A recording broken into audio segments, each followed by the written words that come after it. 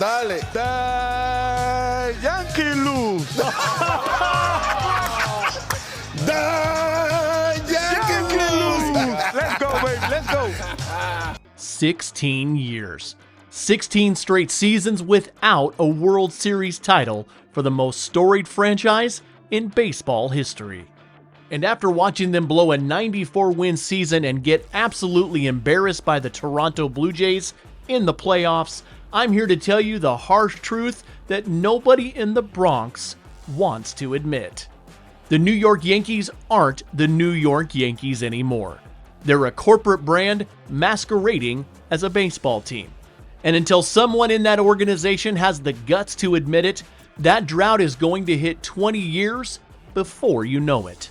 In 2025, they had everything they needed on paper. A 94-win season. Aaron Judge hitting .500 in the playoffs. Home field advantage in the wild card. And what happened? They got outscored 34-19 by a Blue Jays team that wasn't even supposed to make the playoffs. That's not bad luck. That's systematic failure. I've been covering this organization for years, and I've watched them make the same mistakes over and over again. This isn't about being anti-Yankees or trying to pile on. This is about accountability. This is about calling out an organization that has convinced itself that wearing pinstripes is enough to win championships. The 2025 season was supposed to be different. They had the roster. They had the payroll. They had Aaron Judge playing at an MVP level. And when it mattered most, their starting rotation posted a 16.88 ERA in crucial games. Jazz Chisholm made a routine error in the 7th inning of Game 4 that sealed their fate.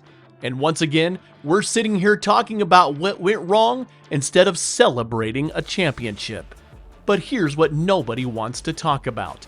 These aren't isolated incidents. These are symptoms of a franchise that has lost its way. And until someone in the Yankees organization admits that, they're going to keep failing in October while their fans make excuses and talk about the good old days. Let's start with the most obvious problem. The starting rotation that was supposed to carry them to a championship completely collapsed when it mattered most. Louis Gill, Max Fried, and Carlos Rodon. 3 guys who were supposed to be the foundation of their October run. Combined ERA in the playoffs, 16.88. That's not a typo. 16.88. You literally cannot pitch worse than that and still call yourself a major league pitcher.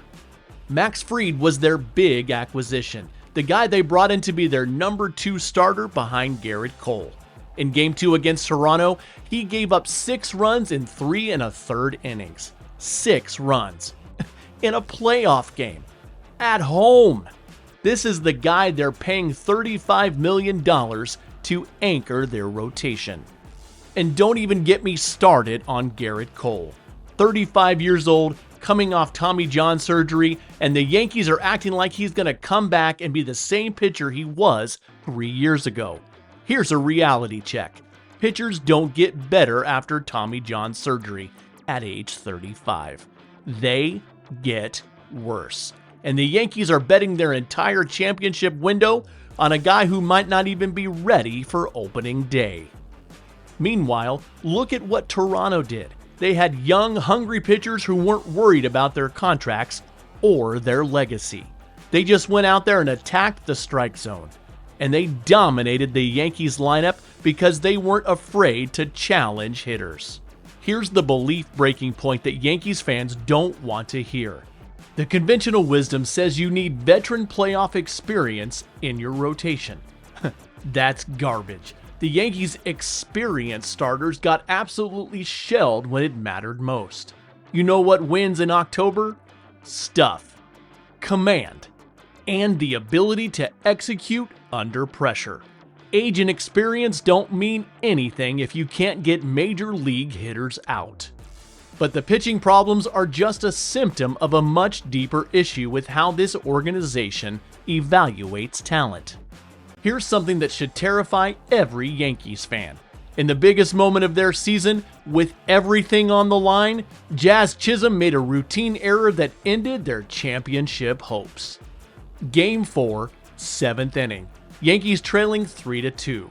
Routine ground ball to second base. The kind of play that major leaguers make in their sleep. And Jazz Chisholm boots it. Just completely boots it. And that error opened the floodgates for Toronto to put the series away. But here's what's really scary about that play. It wasn't a fluke. The Yankees have been making these kinds of defensive mistakes all season long.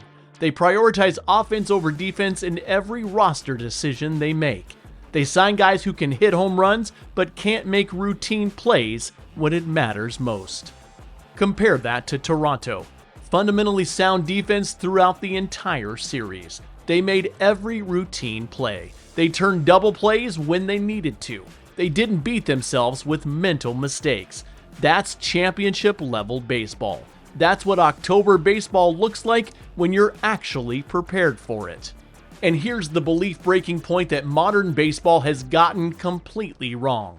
The conventional wisdom says defense doesn't matter as much in the modern game because everyone's hitting home runs. That's the biggest lie in baseball. Defense matters more in October than it does in April because every mistake gets magnified. Every error costs you games. Every mental lapse ends your season. Championship teams are built on defense first. The Yankees haven't learned this lesson, and it's why they keep losing in October while teams with worst offensive numbers advance to the World Series. And this defensive negligence is part of a broader problem with how the Yankees approach team building. Here's the most damning statistic from the Yankees' playoff collapse. Aaron Judge hit .500 in the playoffs. .500. He hit a crucial 3-run homer in Game 3 that kept their season alive. He did everything you could possibly ask a superstar to do in October, and they still got dominated. Think about that for a second. Your best player has the series of his life, and you still lose in 4 games. That's not a player problem. That's a roster construction problem. That's what happens when you build your entire identity around one guy and hope everyone else figures it out. Look at Game 3. Judge hit that 3-run bomb to give them the lead. Clutch hit in a must-win game. And what happened? The rest of the lineup went silent. The pitching staff couldn't hold the lead. The defense made mistakes. One guy can't carry an entire organization, no matter how good he is. Compare that to championship teams. The Dodgers had Mookie Betts, Freddie Freeman, and Will Smith all contributing in big moments. The Rangers had Corey Seager and Nathaniel Lowe and Adolis Garcia all stepping up when it mattered.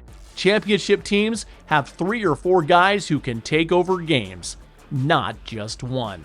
The Yankees have built a house of cards that collapses the moment Aaron Judge can't carry everyone. And here's the scary part. Judge is 33 years old. He's not going to be able to do this forever. What happens when he starts declining? What happens when he gets hurt? The Yankees have no answer for that question because they've put all their eggs in one basket. Here's the belief-breaking point that Yankees fans refuse to accept. The conventional wisdom says you build around your superstar and surround him with talent. But the Yankees haven't surrounded Judge with talent. They've surrounded him with expensive mediocrity. Guys who look good on paper but disappear when the lights get bright. You want to know what championship roster construction looks like? It's having 5 or 6 guys who can hurt you in different ways. It's having depth that can step up when your stars struggle. It's having a team that doesn't live and die with one player's performance.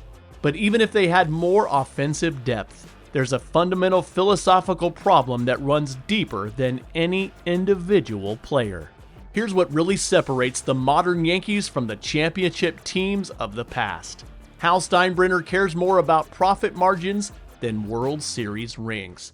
And that mentality has infected every level of the organization. You want proof? Look at how they approach the luxury tax. Hal Steinbrenner has made it clear that he doesn't want to go over $300 million in payroll. $300 $300 million. For the New York Yankees, the team that used to spend whatever it took to win championships. Meanwhile, what are the Mets doing? Steve Cohen is writing blank checks and telling his front office to build a winner. The Dodgers are spending $400 million on 2 players and acting like it's pocket change. And the Yankees are worried about luxury tax penalties like they're some small market franchise. This is the same organization that used to sign every available free agent just to keep them away from the Red Sox. Now they're counting pennies and hoping their brand recognition is enough to attract players. That's not championship thinking, that's corporate thinking. And it shows in how they build their roster. They sign marketable names instead of baseball fits. They prioritize guys who will sell jerseys over guys who will win games. They make decisions based on what looks good in the newspaper instead of what works on the field. Here's the belief-breaking point that cuts to the heart of everything wrong with this organization. The conventional wisdom says the Yankees will always spend whatever it takes to win because that's their tradition. But that's not true anymore. The modern Yankees are a profit-first organization disguised as a championship-first team. George Steinbrenner's ghost is rolling over in his grave, watching his son count pennies while their rivals spend freely and win championships. The boss would have fired half this front office by now and opened his checkbook to fix the problem. Hal Steinbrenner writes strongly worded press releases and hopes things get better. And this corporate mentality has infected every level of this organization, from the front office to the dugout. Here's the most frustrating part about the Yankees' continued failures. Aaron Boone and Brian Cashman keep making the same mistakes year after year, and there are never any consequences. Look at Boone's bullpen management in Game 4. Wrong pitchers in wrong situations. Guys who had been struggling all series getting high leverage innings. Basic tactical mistakes that cost them the game and the series. And what's going to happen? He'll be back next year making the same mistakes. Brian Cashman has been the general manager for over 20 years. 20 years. And in that time, they've won 1 World Series. Just 1. In 20 years. Any other organization would have made a change by now. But not the Yankees. They value continuity over results. Cashman's offseason moves look great on paper and fail in practice. Every year he signs guys who are supposed to fix their problems, and every year those guys disappoint when it matters most. Max Fried was supposed to stabilize their rotation. Jazz Chisholm was supposed to add athleticism and defense. How did that work out? Here's the belief-breaking point that Yankees fans need to understand. The conventional wisdom says continuity and stability are important for winning organizations. But the Yankees' stability is actually organizational stagnation. They keep doing the same things and expecting different results. Championship teams make hard decisions. They demand results. They hold people accountable when they fail to deliver. The Yankees make excuses and run it back with the same people who failed the year before. You want to know why they haven't won a championship in 16 years? Because there are no consequences for failure in that organization. Boone can manage poorly in October and keep his job. Cashman can build flawed rosters and get contract extensions. Players can disappear in big moments and still get their guaranteed money. That's not championship culture. That's corporate culture. And until someone in the Yankees organization demands championship-level accountability, this drought is going to continue.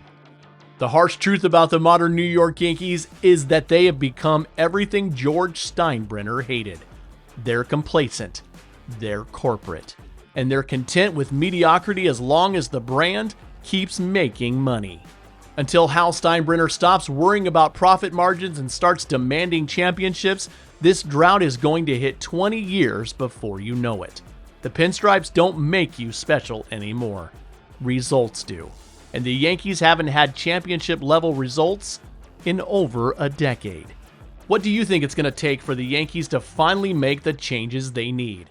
Let me know in the comments below. And if you want more honest takes on why championship teams succeed and pretenders fail, make sure to subscribe and hit that notification bell.